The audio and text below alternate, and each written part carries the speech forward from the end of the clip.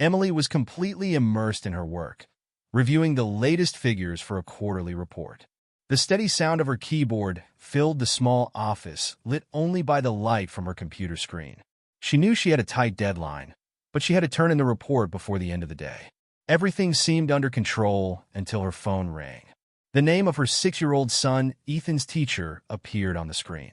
Emily frowned. It wasn't often that the school called her this late. "Hello, Mrs. Walker. This is Ms. Linda. I need to know when you're picking up Ethan. It's almost 8 o'clock, and he's still waiting," the voice on the other end said, thick with tiredness and irritation. Emily froze. How could Ethan still be at school? Her husband, Jack, should have picked him up hours ago. Feeling her heart race, she quickly apologized to the teacher and promised to come right away. She closed her computer, grabbed her bag, and ran out of the office.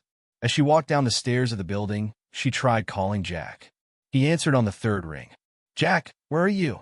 "You should have picked up Ethan," she said, trying to remain calm, but her voice was already carrying an accusatory tone. "I'm busy, Emily. I told you I had a lot of work to do today," he replied, clearly irritated. "Fix it, we'll talk at home." The call was cut off before Emily could say anything else. She paused for a moment, holding the phone in her hand, feeling anger and frustration bubble up. How could he be so carefree about his own son? She got in the car and sped towards school, the sound of the engine echoing in the silence of the night. When she got there, she found Ethan sitting on the playground, holding his little teddy bear, his eyes shining with relief at seeing her. "Mommy," he shouted, running into her arms. Emily held him tightly, feeling a mixture of relief and guilt. As she put him in the car and headed home, her thoughts oscillated between tiredness, indignation, and the certainty that this night was far from over. Emily parked the car in front of the house and looked at Ethan in the rearview mirror. The little boy was distracted, holding his teddy bear against his chest, as if that toy were his shield against the confusion of the adult world. She took a deep breath, trying to calm herself before going inside. She didn't want Ethan to witness any more arguments, but anger burned inside her. Jack needed to hear some truths. As soon as she opened the door to the house, there he was, Jack, slumped on the couch, with a can of soda in his hand and his eyes glued to the television. He didn't even bother to look at her. That was enough to make Emily lose any remaining patience. "Jack," she said, trying to control her tone of voice so as not to scare Ethan, who was following behind her. "How could you let me deal with this alone? I was at work, finishing an important report, and Ethan stayed at school until almost 8 o'clock at night." Jack finally looked away from the TV, a little surprised by the intensity in her voice. "I told you, Emily. I was busy at the workshop. I have bills to pay, you know," he replied with a tone of contempt, as if the subject were trivial. "Busy?" Emily crossed her arms, feeling tears welling up in her eyes, the result of fatigue and frustration. "And you think I'm not? I work as much as you do, and I still have to take care of Ethan, the house, everything. It's not just my responsibility, Jack. He's our son." Jack sighed deeply, as if he were being disturbed, and got up from the couch. "Look, Emily, I'm not in the mood for this right now. Let's talk about it later, okay?" He walked past her towards the kitchen, completely ignoring what she had just said. "No, Jack, let's not talk about it later. You have to understand that we're in this together, or at least we should be." The words escaped like a scream, but she knew she wasn't being heard. Jack came back from the kitchen with an improvised sandwich in his hand. He took a bite and, without looking at her, replied coldly, "Emily, I'm doing my best. If you can't handle it, maybe it's not my problem." Ethan stood in the hallway, watching the scene in silence, clutching his teddy bear tightly. Emily noticed the sad look on her son's face and felt her guilt tighten even more. She closed her eyes and took a deep breath. "It's okay, Jack. We'll talk about this tomorrow," she said, more to end the argument than to agree. That night, as she tucked Ethan in for bed, Emily promised herself that something had to change. She didn't know how, but she knew she couldn't go on like this. The next morning, the silence between Emily and Jack was palpable. They avoided looking at each other as they ate breakfast. Ethan, oblivious to the heavy mood, played with his cereal, dipping his teddy bear in the milk as if it were a boat. Suddenly, Jack broke the silence. "Listen, Emily, I've had second thoughts about yesterday. Maybe we should spend more time together as a family. How about a camping trip this weekend? Ethan and I can go fishing. You can relax. It'll be good for everyone. Emily looked up suspicious. Jack rarely made suggestions like that. Still, the idea seemed like an opportunity to reconnect as a family. She sighed, considering. Fishing, she repeated as she poured a cup of coffee into the sink. I don't know, Jack. You know Ethan's still little, and it's May, the river's still cold. Jack smiled, as if he'd expected that reaction. We'll fish on the bank, Emily. No going in the water, I promise. It'll be peaceful. Just me and Ethan. Father and son, you know? Besides, you always say you need some time to yourself. Ethan, overhearing the conversation, jumped for joy. Fishing? Dad, are we going to catch a big fish? Can I bring Teddy? He asked, holding the teddy bear up with enthusiasm. Emily couldn't bring herself to deny her son, especially when she saw the excited smile on his face. Okay, she said reluctantly. But promise me, Jack, that you'll be careful. Don't go in the water. I promise. Jack held up his hand like an oath. It'll be fine. We'll come back with a big fish for you. On Saturday morning, Jack loaded the car with fishing gear, a small tent, and a thermos of tea. Emily hugged Ethan goodbye, feeling a strange uneasiness in her chest. Take good care of him, Jack, she said as she helped Ethan into the car. And call me as soon as you get there.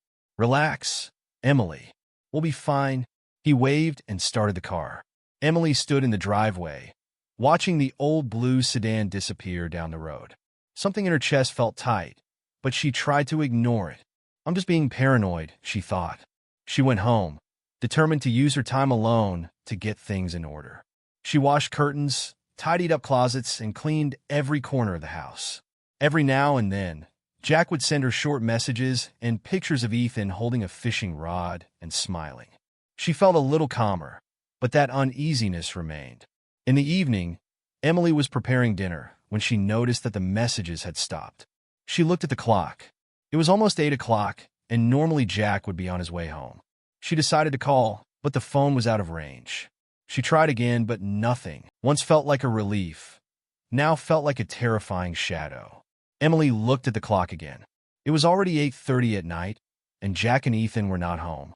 The dinner she had prepared was getting cold on the table, and the phone was still silent. Maybe the battery is dead, she thought, trying to convince herself. But the uneasiness in her chest was growing like an impending storm. She tried calling again. Nothing. Now anxiety was starting to take over. Emily went to the living room and picked up the landline. She dialed Jack's number with trembling fingers, but the result was the same, out of range. Looking out the window, she saw the deserted street, lit only by the dim light of the street lamps. A feeling of emptiness took over her. Why isn't he answering? She thought. She picked up the phone again and decided to call the police. Good evening, ma'am. How can we help you? An officer on duty asked in a calm, almost indifferent tone. It's about my husband and son. They went fishing today and haven't returned yet. I haven't been able to reach them since late afternoon. I'm worried. Emily's voice was hurried, almost pleading. The officer, clearly accustomed to dealing with minor concerns, tried to reassure her. Ma'am, they're probably in a no-signal area. This happens all the time in areas near rivers or lakes. Give it some more time. I'm sure they'll be back soon. But what if something happened? My son is only 6 years old. Emily insisted, but the officer just repeated his instructions to wait. Hanging up the phone, Emily felt frustration and fear mix. She knew something was wrong.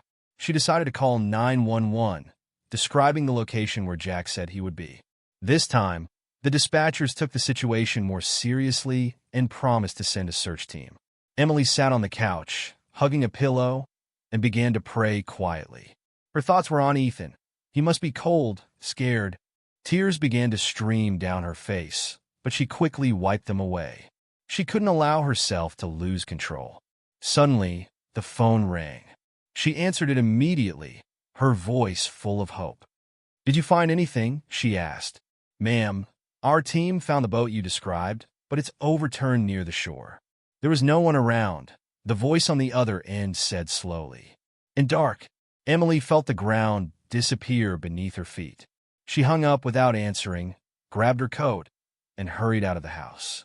She hailed a taxi and headed to the location the search team had indicated, her hands shaking and her heart racing. When she reached the river, the scene was terrifying. Police officers with flashlights were searching the shore, and divers were preparing to enter the water again. The cold air and the sound of the rushing river seemed to mock her. "Please, has anyone found my son? And my husband?" Emily begged the first police officer she saw. "Not yet, ma'am. We only found the boat and a few personal belongings, but we're still searching," he replied, pointing to a partially wet teddy bear and a backpack. Emily fell to her knees when she saw Ethan's teddy bear. Reality seemed like a nightmare impossible to wake up from. She screamed her son's name, her voice echoing in the darkness. The only answer was the sound of the river waters. Emily could barely feel the cold seeping through her skin as she stared at Ethan's teddy bear, now soaked and covered in mud. A police officer tried to help her up, but her legs wouldn't respond. She wanted to believe that this was all a mistake, a terrible nightmare from which she would wake at any moment. But the silence around her only reinforced the emptiness inside her. "Ma'am, I understand your concern, but we need you to step back a little. We'll continue the search in the morning, when there's more light," one of the officers said, his tone careful but firm. Emily shook her head in denial, her eyes brimming with tears. "No, you don't understand. My son is out there. You can't stop now," she shouted desperately, her voice piercing the cold night. "The currents are strong here, and visibility is almost zero. We're not going to give up, but we need to work safely," the officer insisted. In the distance, one of the divers surfaced, shaking his head at his colleagues. Emily ran to him, grabbing his hand. "Please, have you found anything? My son? My husband?" she asked, her voice cracking with emotion. "Nothing yet, ma'am, but we're not going to stop. We're going to keep looking," the diver replied, not looking her in the eye. The wind carried a damp, sharp smell, and Emily felt suffocated.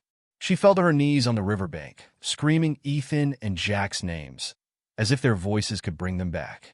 A few police officers approached, trying to comfort her, but she pushed them away with a sudden movement. "They can't have disappeared like that. Jack promised. He said he wouldn't go in the water," she whispered to herself, hugging the teddy bear as if it were her own son. After hours without any progress, the police insisted that Emily return home. They promised to continue the search at dawn. With no other option, she was practically dragged to a taxi. The ride back was silent, except for the muffled sound of her sobs. When she got home, everything felt so wrong. The silence in the room, the smell of uneaten dinner on the table, Ethan's room full of scattered toys. Everything seemed to scream his absence. Emily walked into her son's room and sat on the small bed, holding Ethan's pillow to her face. Tears flowed uncontrollably as she whispered, "Please come back to me. I can't live without you." That night, Emily barely slept. Every time she closed her eyes, she imagined Ethan calling out to her, lost in the darkness. And worst of all was the growing weight deep in her chest, a feeling that something was terribly wrong, far beyond what she could comprehend. At dawn, she returned to the river, determined to find answers. But what she found there was an even crueler silence. The capsized boat, the relentless current, the weary-looking police officers, and no answers. The days that followed were a blur of pain and despair. Emily spent endless hours on the river, waiting for news, but each day brought the same answer: nothing.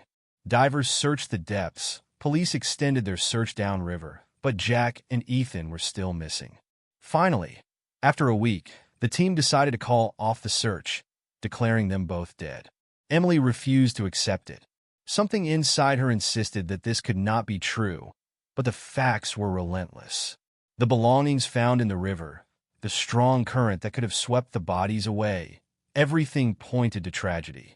With no other alternative, Emily was left to deal with the worst pain a mother can face: the loss of her son. Back home, the silence was unbearable. Ethan's room remained untouched, exactly as he had left it.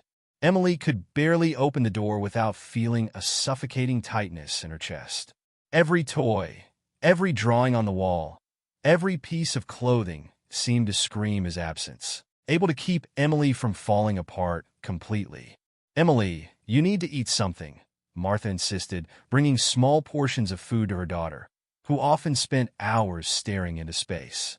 "I'm not hungry, Mom," Emily replied almost in a whisper, her voice thick with exhaustion. "You can't go on like this, my daughter. Think about Ethan. He wouldn't want to see you like this." Martha stroked Emily's shoulder, trying to comfort her. But Emily couldn't find comfort. The image of Ethan, with his mischievous smile and the teddy bear in his arms, was etched in her mind like a painfully vivid memory. And Jack, despite the problems in her marriage, he was a part of her life. Now, both were gone, leaving a void that seemed impossible to fill. As the weeks passed, Emily tried to get back to her routine. She forced herself to go back to work, but nothing felt real. The pain followed her like a constant shadow, and each task seemed meaningless. She avoided her colleagues' questions and expressions of pity, choosing to isolate herself. "Mommy, it wasn't your fault," Martha said over and over, trying to ease the guilt Emily felt for having allowed Jack to take Ethan on that trip. But Emily couldn't believe it. The thought tormented her. If she had been firmer, if she had said no, maybe her son would still be here. Time seemed frozen, and the days dragged on in a cycle of pain and regret. Although Martha tried to keep Emily busy, she knew that her daughter was just surviving. Emily was no longer the same. Her smile was gone, her energy drained, and her soul felt weighed down by a weight that no one could lift. For her, the future seemed to no longer exist. Time passed, but for Emily, each day felt the same. It had been a year since Ethan and Jack disappeared, but the pain was still there, like a wound that would never heal. Emily went back to work and tried to get back to a routine, but her life was just a shadow of what it had been. Her colleagues avoided talking about it, but their pitying looks followed her wherever she went. Martha, worried about her daughter's apathy, looked for ways to distract her. One day, her best friend, Sarah, came to visit them. Sarah was vibrant, full of life, and seemed determined to get Emily out of her bubble of suffering. "Emily, you need to get out of this house. Let's do something different.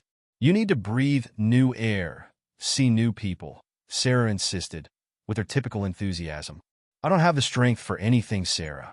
And even if I did, it wouldn't make sense," Emily replied, without taking her eyes off a photograph of Ethan she was holding in her hands. Sarah didn't give up.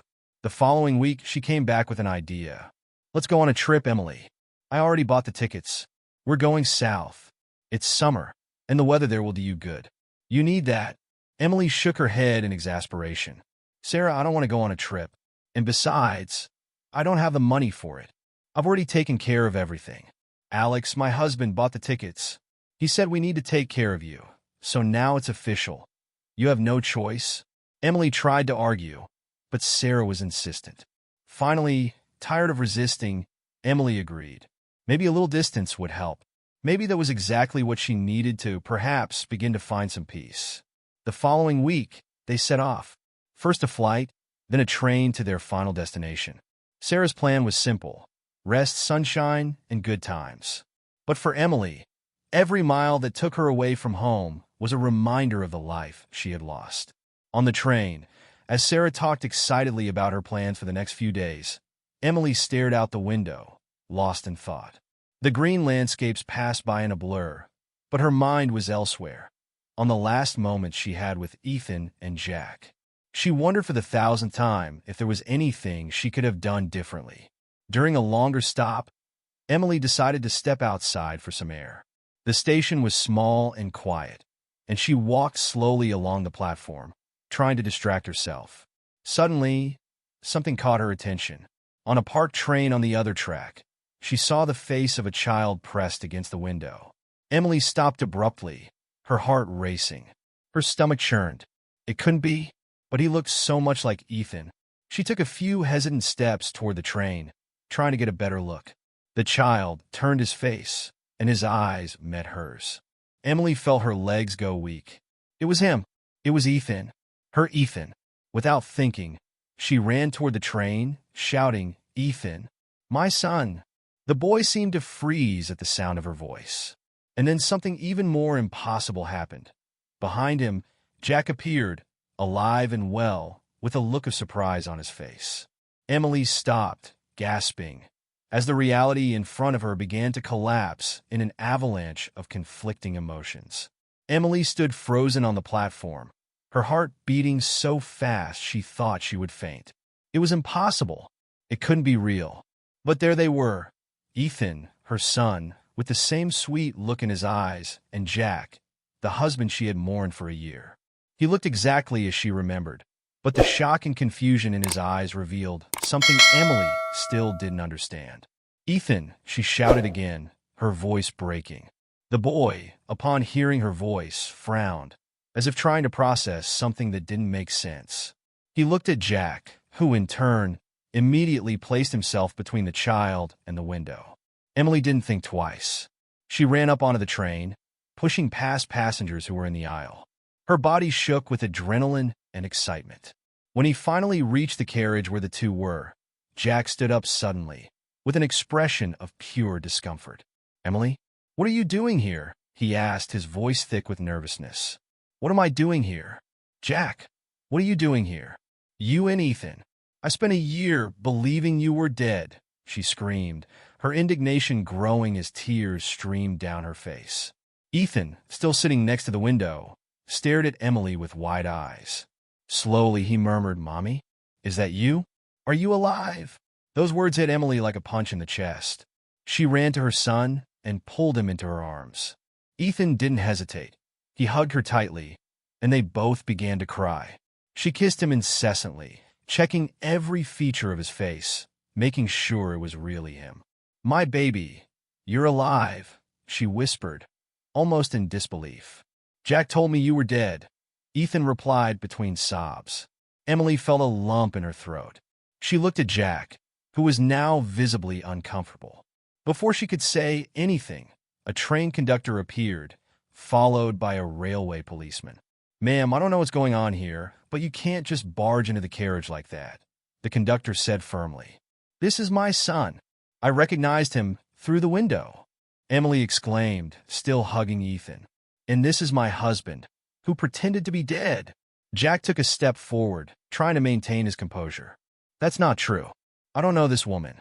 She's confused or something," he said, holding out fake documents to the policeman. "This is my son," around her neck, and shouted, "Mommy, no. Don't leave me. It's you. I know it's you." The policeman hesitated. The scene was too chaotic to understand immediately. Jack tried to intervene, but Ethan wouldn't let go of Emily. He cried, clinging to his mother, while the people around him watched with curiosity. Finally, the policeman asked for calm. "You'll all have to get off at the next station. Let's get this straightened out," he said, looking at Jack and then at Emily. Emily didn't let go of Ethan for a second. Her heart was broken and at the same time full of hope. Something terribly wrong was happening, but one thing was certain. She wouldn't lose her son again. "You're going to have to explain this, Jack," she said with a strength she didn't even know she had. "You're going to have to explain everything. And this time, I'm going to find out the truth." When the train stopped at the next station, Emily got off, holding Ethan tightly in her arms. Jack, accompanied by the railway policeman, followed close behind, with the expression of someone who knew he couldn't keep up the lies for much longer. The commotion had attracted a small crowd of onlookers, but Emily was focused solely on protecting Ethan and finding out the truth. Inside the station's police station, the atmosphere was tense. The officer accompanying them began to organize the papers Jack had presented and asked for Emily's documents. "Sir, something doesn't add up here," the officer said, his brows furrowed as he examined Jack's documents. "The name on this boy's birth certificate is different from the one on the missing persons report we received a year ago." Emily immediately stepped forward. "Because those documents are fake.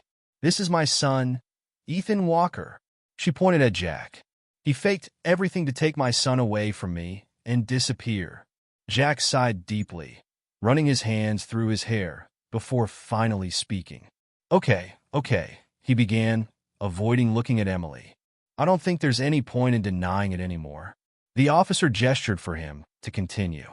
"A year ago, I met Melissa, a woman rich, influential. She offered me something I'd never had, a life of luxury, comfort, Jack began, his voice thick with guilt and justification. She wanted me to leave Emily, but she also wanted Ethan. She couldn't have children. So, we came up with a plan. Emily felt her heart stop for a moment. Every word that came out of Jack's mouth was like a knife sticking into her chest. "You faked an accident," Emily screamed, her voice full of anger and pain. "You made me believe you were dead." Jack looked away. Melissa was the one who suggested it all. "We scattered some objects in the river, turned the boat over, and hid until nightfall. Then we fled. She hired someone to forge Ethan's documents. She told him that he hesitated, seemingly unable to say the next word. "That I was dead?" Emily finished, tears in her eyes. "You lied to our son." Ethan, hearing everything, looked at Jack with a mixture of confusion and hurt. "Daddy, why did you do this?" "You told me Mommy was in heaven," the boy asked, his innocent voice breaking Emily's heart even more. Jack tried to get closer, but the officer stopped him. "This is serious, sir. Fraud, kidnapping, document forgery. The list goes on," the officer said as he took notes. "I just wanted a better life for me and Ethan." Jack tried to justify himself. "Melissa promised me everything. Money, stability. I never wanted to hurt anyone."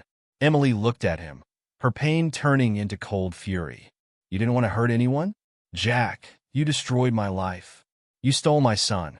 I lived a whole year in mourning, thinking I had lost you both.